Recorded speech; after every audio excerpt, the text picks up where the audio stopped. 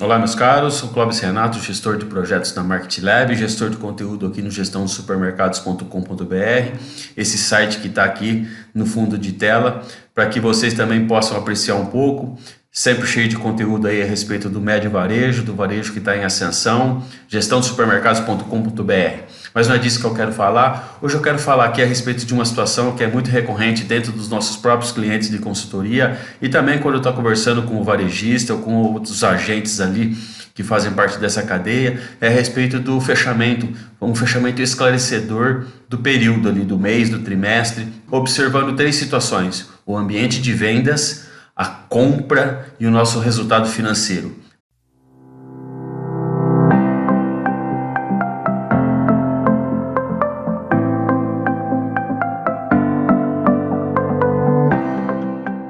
Bom, a primeira coisa, uma coisa mais importante, é a respeito do ambiente de vendas, tá? Eu preciso saber e ter certeza de que esses valores estão corretos, principalmente de margem. Então aqui nesse cliente eu trouxe aqui um dashboard, esse primeiro aqui, ó, falando a respeito das vendas totais desse cliente, da margem sobre venda, que é a referência que eu vou estar usando aqui nesse vídeo, sabendo que os softwares, os ERPs aí dão uma grande variedade de margens, mas eu vou usar o Markdown, que é a margem sobre venda, como referência, tá certo? Primeira coisa, vendemos. Como vendemos?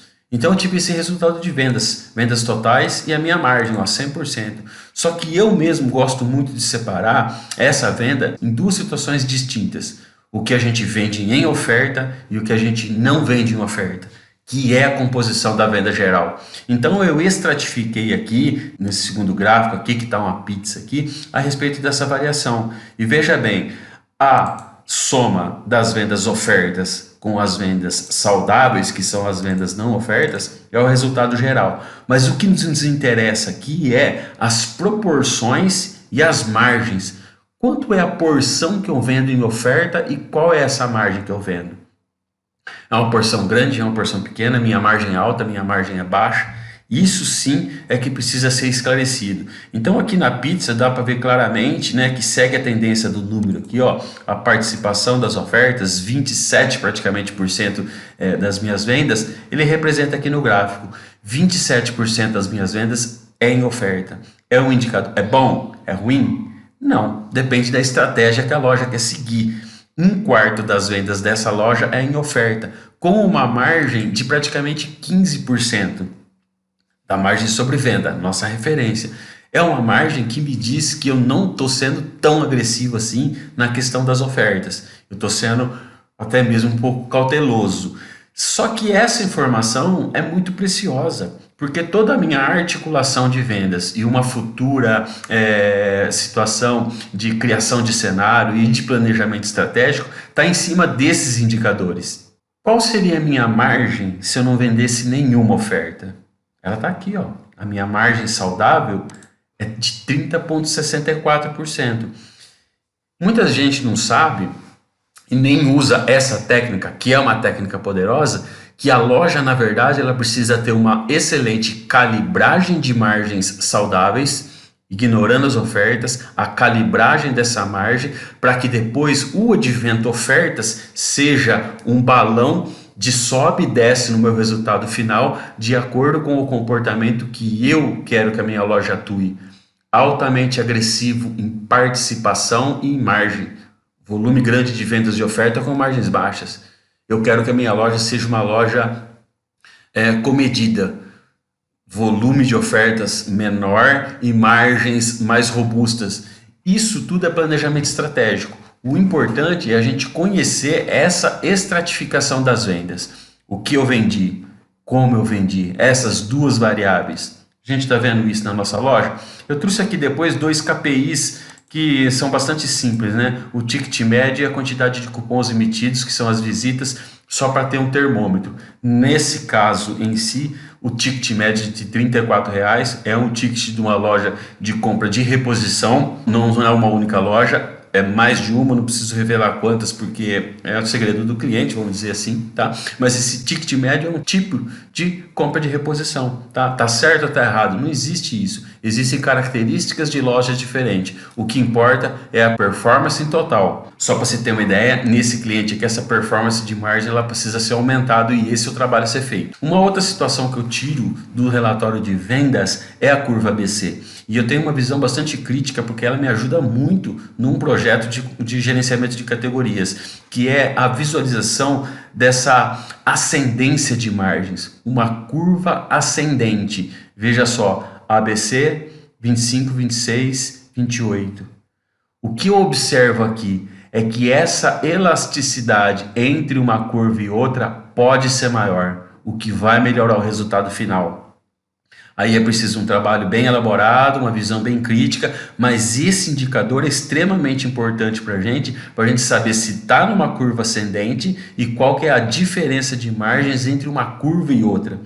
Isso é inteligência de negócios que a gente precisa levar para as nossas lojas. E em complemento a essa informação, é essa nuance da curva A1 até a C3, como ela está formatada. Vejam nesse caso que existe uma dissonância entre os níveis de margens de todos os grupos que não fazem aquela parábola crescente, ascendente, simétrica, levando ali a gente ser competitivo aqui em curva A, né? Que é onde está a nossa visão pelo cliente, mas também eu consegui fazer recomposição pela curva B e curva C para garantir melhor resultado, certo?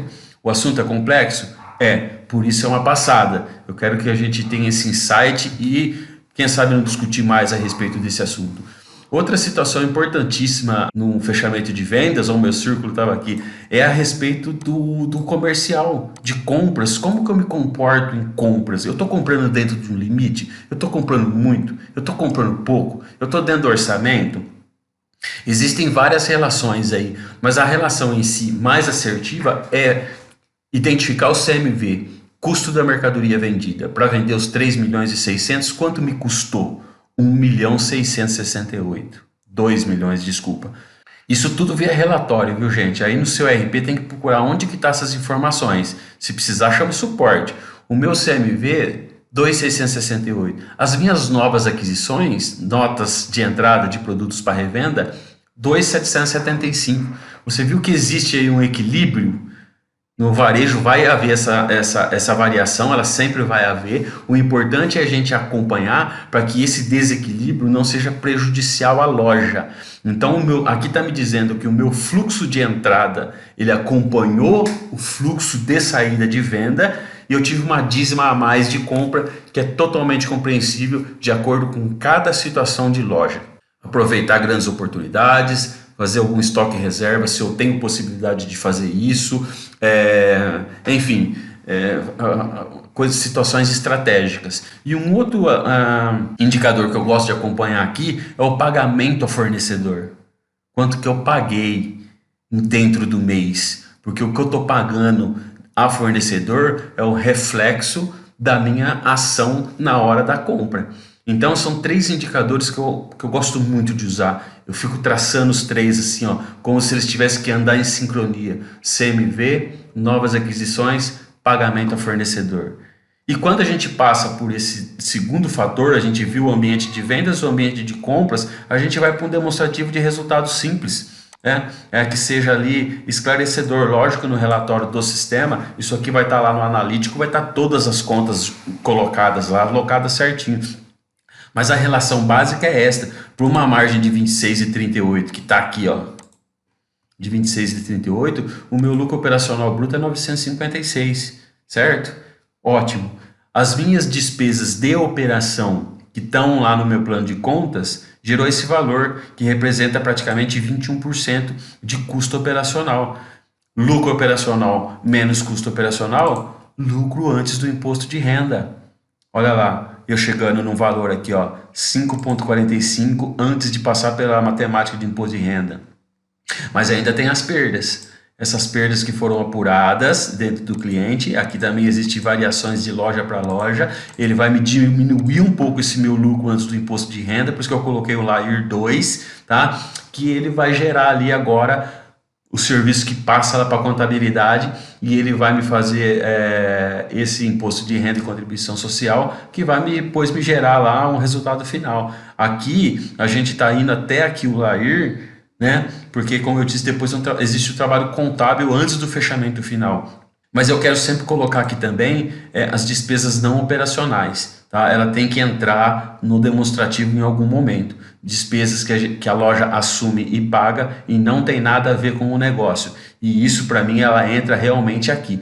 Depois de apurar todo o resultado da loja, ele dá essa corroída aqui embaixo. Nesse caso, o resultado gerencial da empresa acabou aqui 134.003,87 de resultado final. Lembrando que isso ainda passa por contabilidade, uma carga tributária aqui de fechamento, para depois te dar a última linha. Mas essa não é a intenção aqui, é mostrar as 3 variáveis aí de um fechamento bem estruturado.